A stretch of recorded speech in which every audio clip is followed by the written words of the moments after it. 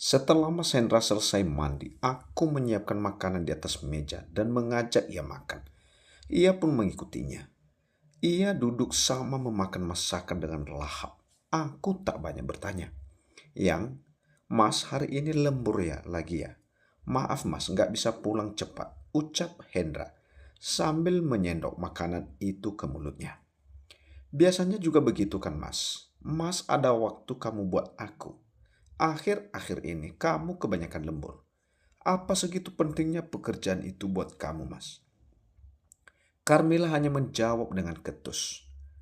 Jangan bicara begitu, Yang. Semua ini kulakukan demi kita. Demi masa depan kita. Hendra meyakinkan. Terserah kamu saja, Mas. Bukannya setiap hari itu saja yang kamu ucapkan. Serkah Carmila. Doain Mas selesai dengan cepat. Biar weekend kita bisa menghabiskan waktu bersama. Aku berangkat dulu. Assalamualaikum. Hendra pergi dan mengecup pucuk kepala Carmila. Carmila pun menyelami punggung tangan suaminya seperti biasa. Setelah kepergian Hendra, Carmila kembali ke kamar untuk mengambil ponsel. Ia akan menyadap ponsel suaminya itu. Dan setelah ia mengotak-atik ponselnya, akhirnya sadapan itu pun berhasil. Bahkan tak segan-segan pesan suaminya masuk saat keluar rumah tadi. Iya Yang, ini di jalan. Aku akan segera sampai. Enggak sabaran amat sih. Isi pesan Hendra kepada kekasihnya Vanessa. Carmila yang membaca itu mendadak PNS. Bagaikan tidak pesan itu dikirim suaminya sesaat setelah ia pergi. Ternyata aku salah Mas, menikahimu. Bahkan kamu tak sudah menjalin hubungan dengan sahabatmu sendiri. Gumam Carmila yang melihat banyaknya pesan mesra yang ia baca. Apa karena aku belum memberi keturunan hingga ia berani selingkuh di belakangku? Salahku apa Mas? Ucapnya lagi. Carmila nggak ingin memikirkan itu. Ia hanya ingin fokus kepada program kehamilannya. Ia tak ingin stres dan membuat keinginannya itu tak berhasil. Suatu saat jika ia hamil, mungkin suaminya akan meninggalkan wanita itu. Positif Carmila. Setelah apa nih yang Ayu lalui, hati ini Carmila hanya banyak bersabar. Mungkin suaminya hanya sedang khilaf. Ia akan memantau dari jauh saja. Walaupun hatinya terluka, ia tetap tegar karena ia sangat mencintai suaminya itu. Hendra kerja seperti biasa. Ia segar membereskan pekerjaan. Karena ia sudah berjanji akan pergi bersama Vanessa kekasihnya itu. Hati Hendra begitu menggebu-gebu, ingin segera bertemu pujaan hatinya. Hingga ia melupakan istrinya dia. Rumah yang sudah menunggu dia. Sayang, kamu di mana? Aku di lobi, cepat turun, kita pulang bareng. Pesan Vanessa kepada Hendra. Sabar sebentar Yang, aku akan segera turun. Tunggu aku, balasan Hendra dengan emotion love. Setelah balasan itu Hendra keluar dan bertemu Vanessa di bawah. Lama menunggu. Tanya Hendra yang sudah ada di bawah. Enggak sih, mereka pulang beriringan. Setelah sampai di selam mobil Hendra masuk dan disusul oleh Vanessa.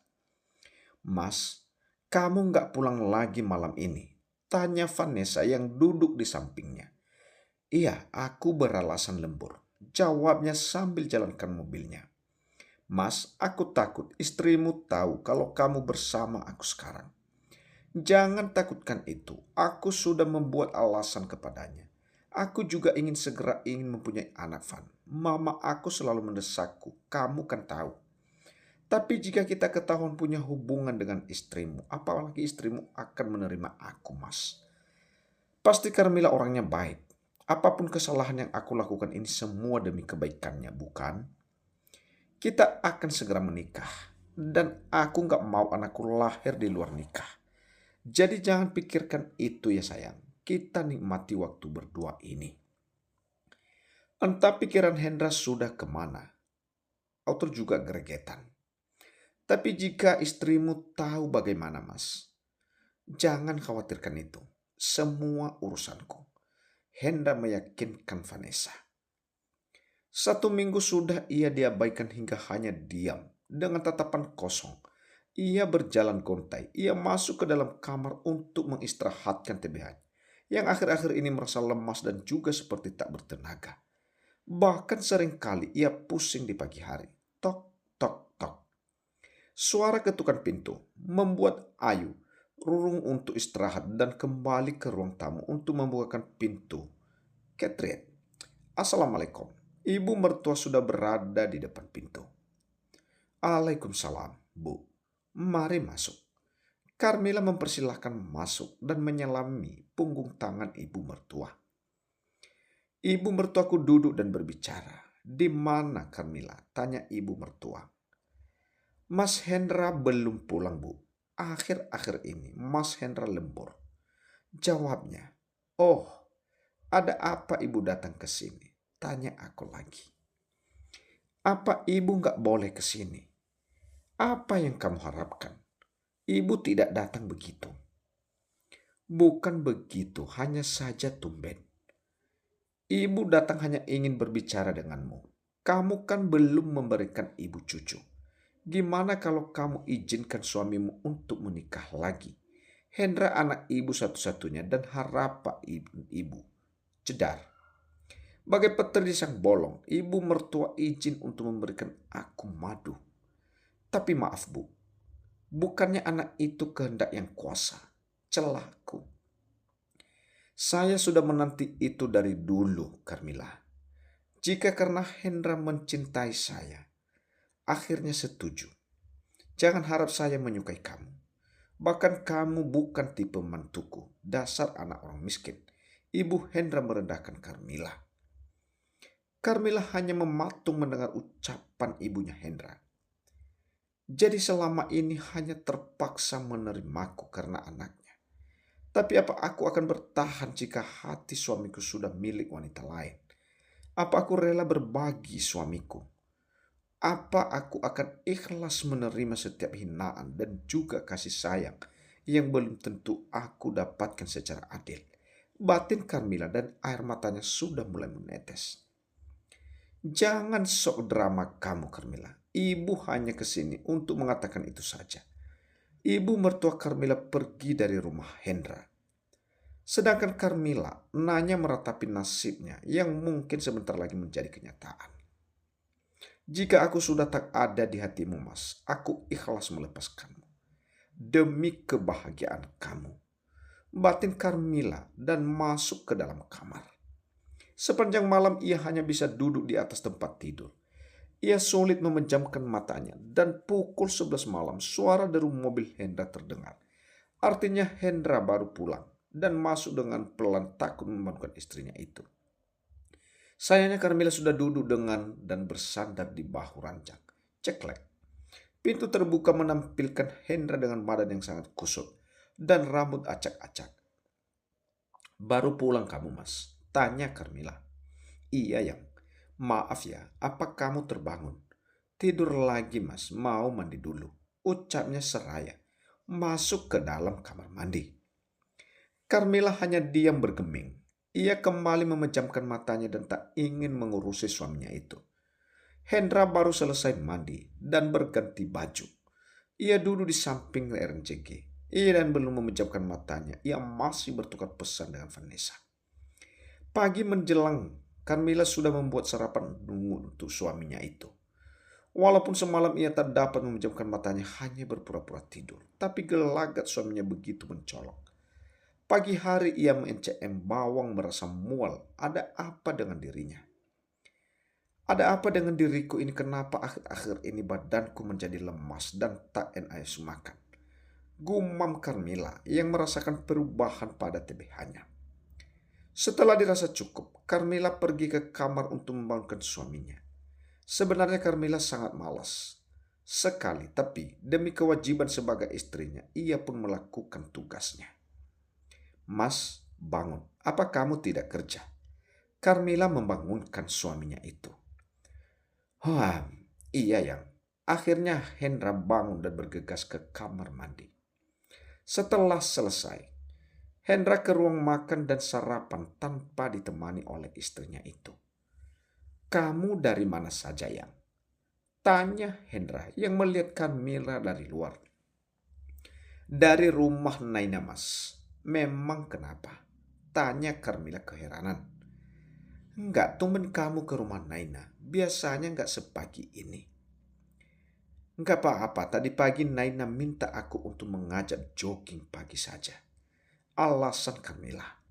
Oh, ya udah. Mas berangkat dulu. Hendra berangkat dan pergi dari rumah mengendarai mobilnya. Lihat saja kamu, Mas.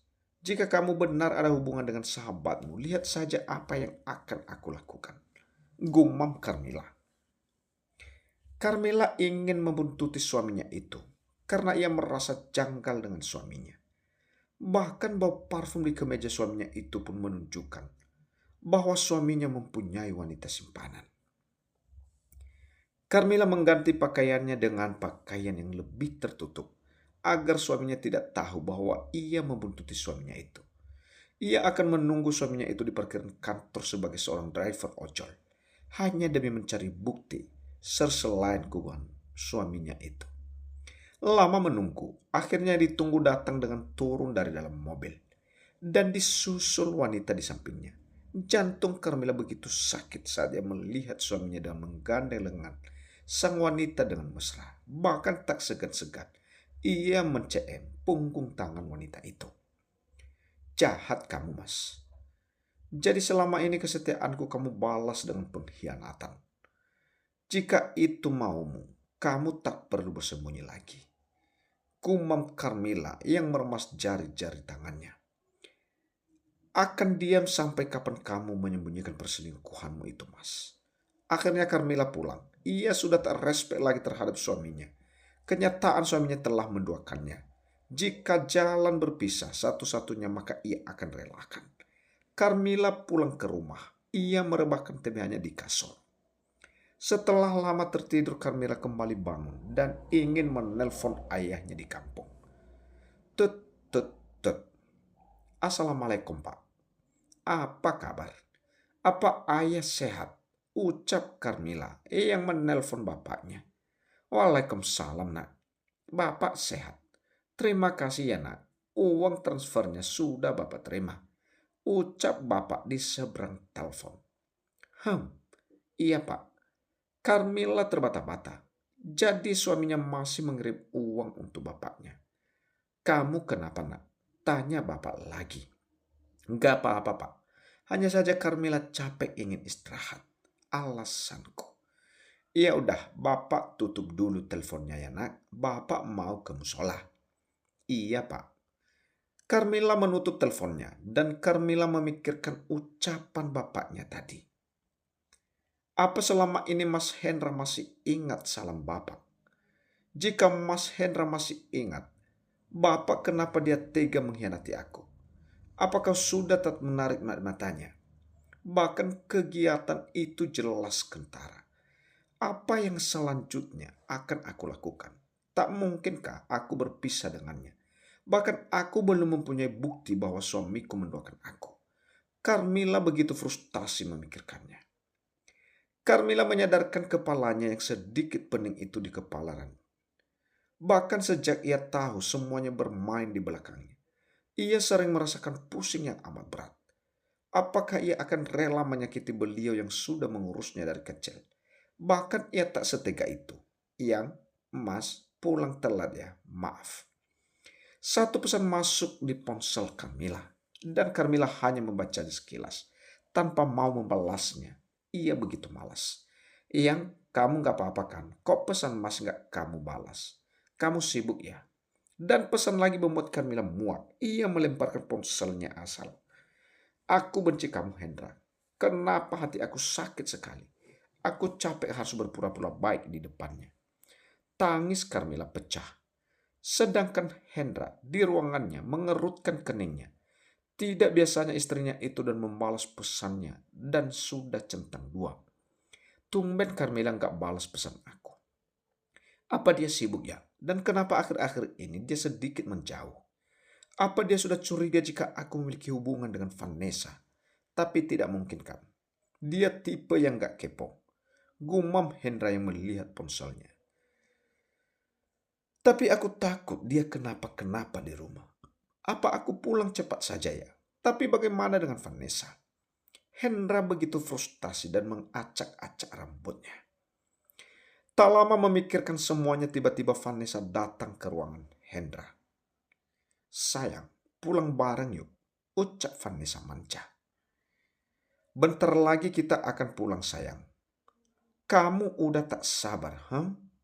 Hendra membalas dengan model dagu kekasihnya. Entah mengapa saat di dekat Vanessa, hati Hendra mendadak berbunga-bunga. Bahkan ia mulai nyaman dengan kehadiran Vanessa menjadi kekasihnya. Padahal dia sahabatnya. Setelah Vanessa ungkapkan perasaannya kepadaku. Saat aku tak sengaja ada di kantor, Vanessa mengirim pesan bahwa dia sedang ingin curhat denganku. Aku menyanggupinya dan aku mengajaknya ke tempat yang dulu ia kunjungi bersama. "Kenapa kamu, Vanessa?"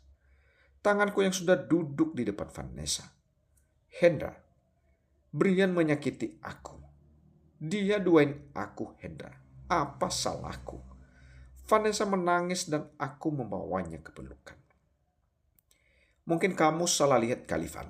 Jangan terlalu percaya. Atau saja dia sama temannya." Hendra masih menasihatinya. "Nggak ada cowok yang seperti kamu, Ren, yang bisa membuat aku tenang. Aku sudah beberapa kali memergokinya.